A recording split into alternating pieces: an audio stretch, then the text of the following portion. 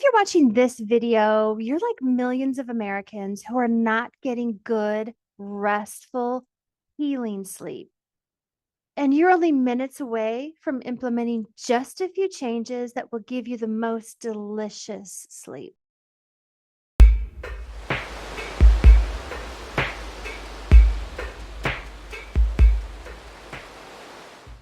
Welcome back to Come Alive and Thrive with me, Karen Williams. I'm on a mission to inspire ordinary women to become future world changers by starting their own God inspired business and getting healthier along the way. Let's get into today's topic. Buckle up. This is your great adventure. If you're watching this video, you're like millions of Americans who are not getting good, restful, healing sleep. And you're only minutes away from implementing just a few changes that will give you the most delicious sleep. If you want more videos like this coming to your feed, hit like and subscribe. Okay, here we go.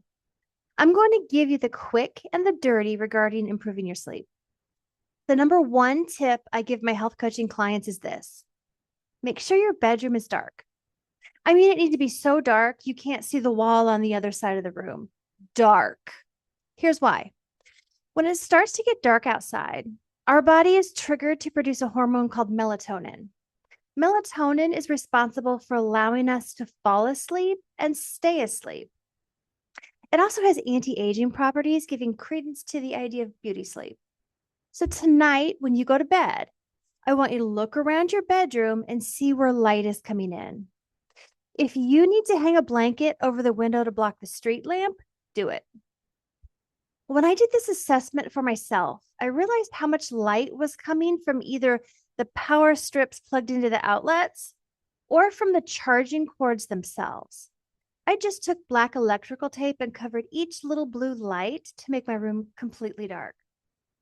Now, I know some of you are thinking, but Karen, what if I have to get up and use the bathroom in the middle of the night? I don't want to trip. Here's the solution. Either use your phone as a flashlight or keep an actual flashlight on the nightstand. Easy peasy. Pick up your bedroom floor as part of your bedtime routine so that you're not tripping on laundry. I prefer that you do not turn on a light when you get up to pee because that light exposure can suppress melatonin. Okay, that was the number one tip I start people out on. Here's another really good one. Get a good bedtime routine. These are not just for kids, they're for you too. Our brains and our bodies need time to slow down and feel sleepy. We can't go from running and gunning to asleep the minute our head hits the pillow. Your brain and body need about 30 to 40 minutes to transition to sleepiness. Okay, here's some insider tips from a health coach for an easy bedtime routine. One is turn TV and your phone off at least 30 minutes before you plan to go to bed. Remember, light suppresses your melatonin production, and that includes light from your screen. I want you to engage in habits with low energy, like putting your pajamas on, brushing your teeth, take your makeup off, let the cat out, let the dog in, lock your doors, maybe set tomorrow's clothes out. You get it. All of these signal the brain and the body you're going to bed soon. Now, feel free to read in bed if that's something you like, but no Kindles, no e-readers, handheld books only. Set a limit on how much reading you'll do because you know a really good story can keep you up late. Okay, tip number 4 for creating a great bedtime routine is choose a bedtime that allows you 7 to 9 hours of sleep. If you're like me and your body prefers closer to 8 to 9, then plan for that. Decide what time you'd like to get up in the morning, then count back 8 to 9 hours from there. This is the time you need to be asleep, not the time to crawl into bed and start reading, and it's not the time to start your bedtime routine. If you decide you need to be in sleep by like 9:30 in order to get 8 hours of sleep, then you need to start your bedtime routine no later than 9 p.m. Now, please don't think you can go from staying up till midnight each night, like binging on Netflix, to suddenly falling asleep by 9:30 every night. This new routine is going to take some practice before your brain and your body start getting used to the new routine. So be patient and go easy on yourself. If you're like so many of my health coaching clients who struggle to get to bed on time, you may benefit from some motivation. So stay tuned here because I'm going to give your sleep motivation a turbo boost. Believe it or not, sleep is the foundational key to improving your overall health. And it's the most underappreciated and ignored aspect of health. Anyone looking to lose weight and improve their fitness should lay a strong foundation by starting with good sleep. Okay, here's what happens when you get good sleep: weight loss. Poor sleep is directly related to weight gain and difficulty losing weight. So, girl, get to bed.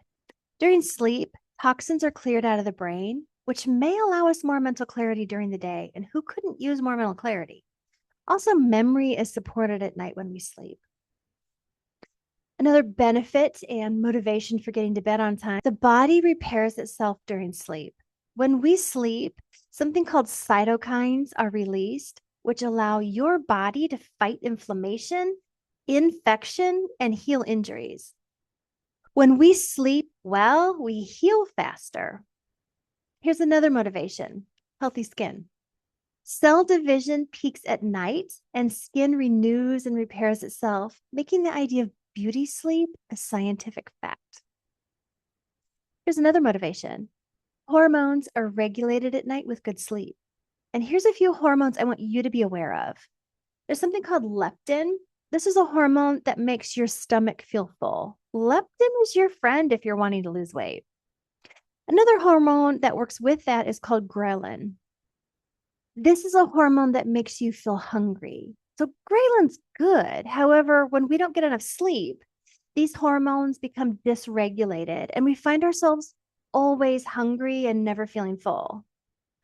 If you've ever felt like you just grazed all day, you may have not gotten enough sleep the night before. It's not poor self-control, it's poor sleep that's sabotaging you. Another hormone I want you to be familiar with is called HCG. It's produced at night. This is a growth hormone and it's responsible for us building strong muscles. So if you're wanting to get toned or stronger, you should care greatly about your HCG.